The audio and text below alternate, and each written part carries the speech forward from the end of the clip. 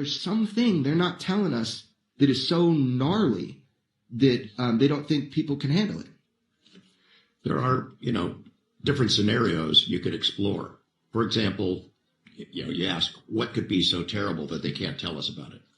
Let's say these aliens, wherever they're from, made us, that we're a genetic experiment, that they created our religions, our religious figures, that we are an agricultural product, that somehow they harvest us, that our time is limited, that once the experiment's over, poof, we go away. I remember when there was a push back to have a designer universe, intelligent design universe in the schools, and I wrote a column about it, just said, hey, be careful what you wish for, because you might find out that the intelligent designer isn't God that you're thinking of. It might be some alien science project or something like that. You can imagine a lot of different things that would be really disturbing to people to come out. I don't know if that's the reason for the secrecy. According to the Anunnaki, human beings were created in a way that genetically we were supposed to become more superior than them. They didn't know this was going to happen. And Lil was angry at his brother Enki because Enki put a little extra in the sauce. And he said that the mysteries to unlock the secrets of the universe is hidden within our bodies, and that we ourselves can rise to be even higher than them. This was a major thing to be putting into text like this. And I believe that because when I started studying DNA, that took me into a whole DNA study. I discovered this scientist called George Church. And he created this ebook that he was able to take from a digital format, and he was able to download it onto 1 gram of DNA, a digital book, convert it from zeros and ones into ACs, T's, and G's, read, write, put it on the DNA. Then he said, wow, this is incredible. DNA can store information in a volume. Then he said, okay, this is what we're going to do. Let's replicate this book. So he replicated the book 80 billion times on 1 gram of DNA.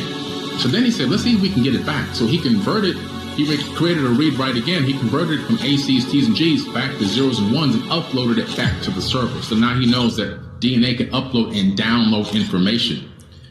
Crazy. Whoa. So now they said, okay, well, how much data can be stored on one drop? Over 433 petabytes of data. A petabyte is 1,000 terabytes. Yeah, so they said, now they discovered recently on holmium atoms, scientists have now written information, data onto an individual holmium atom. And then they discovered that we can store information. They can read write directly onto the surface of an actual atom. Oh my. Now, think about that for a second. Oh my God. So they're saying that a human body can store 13.5 billion years or roughly of data, which is roughly around the time they believe the universe probably exists. So that myth of Adapa text could be accurate. The secrets of the universe is probably encoded into our body because we're just recycled atoms. Did you hear the story about the woman who cremated her father, took his ashes, put it under a microscope, and she seen the universe? This is one of the images this lady seen of her father's ashes. It looked just like the universe or some type of star cluster. This is more images of her father's ashes. We are really star dust in the universe, trapped in the physical body. This is why they say so above, so below. If you see stars above your head, you must know that we are also stars. We are made of stars. That's why so many of us say we are star seeds. I guess that's why they say from ashes to ashes, dust to dust, because we are really stardust. That's why spirituality is so important, because once you get your spiritual roots back in connection, you will understand that you are a star seed. You will understand that you can travel the universe. Whatever the stars do above your head, we can also do. That's why they say the universe is nothing but a big ass mirror, because once you look up and see these stars, you are really seeing everyone that's walking around on this planet. People in your family, strangers, your relationships, they are all stars. But you look at images like this, it's like you're looking in a telescope, looking up at the night sky, trying to see what the universe really look like.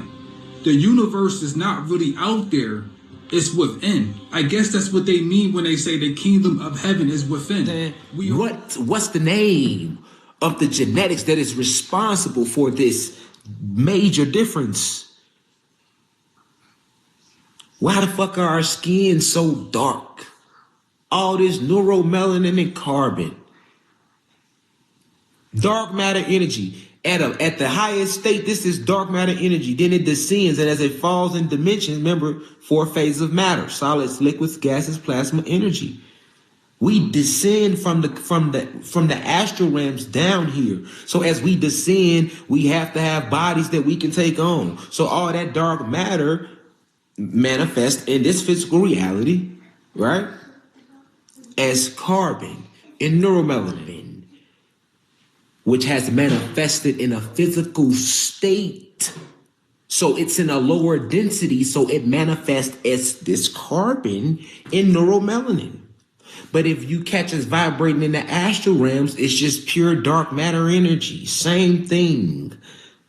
But as you go through different vibrations, plasma realm, gas, liquids, solids, because you're descending into this material realm. You descend, you come down here. You get what I'm saying? Your soul and spirit descends. So you're coming from higher states of consciousness just to have this earthly experience. Okay? You had to lower your vibration just to get here. That's what I'm trying to say. Okay? Just to get here. Okay? So that's a cosmic thing. If you don't have neuromelanin and carbon, that means you're not a dark matter energy being. Now, what's dark matter energy? This is the 9 ether. Okay, so when we say 9 ether, now we're talking genetics. Okay, so this is what makes us 9 ether beings. All this stardust, all this neuromelanin, all this carbon that's descended from the astral planes. This is energy. So this is a powerful thing, Negro. You see what I'm saying? This is powerful. Why do you think when they used to kill certain versions of us, let's use Nat Turner, they would skin, they would fillet us. They would fillet us. Keep your body parts, keep your genitals, keep your heart, keep this, keep the ether. Okay? This is a very powerful thing. This is a weapon. You're a weapon. You're a whole weapon. Okay, but why don't human beings have that? Why is it that when black people and Latino people get in the sun, we charge up? That's genetics, okay? So these genetics is DEA. DEA. When you go past neuromelanin and you talk about dark matter energy was formed in 9 ethers. So when you're dealing with the 9, these are the most powerful beings in the cosmos. Any beings that's in the 9 ethers or the 9th universe, right? These are the most powerful beings throughout the entire multiverse. Like, that's a fact, right? Because your cells are electric, your brain is electric, your central nervous system is electric, and you are electromagnetic. The body runs off electricity.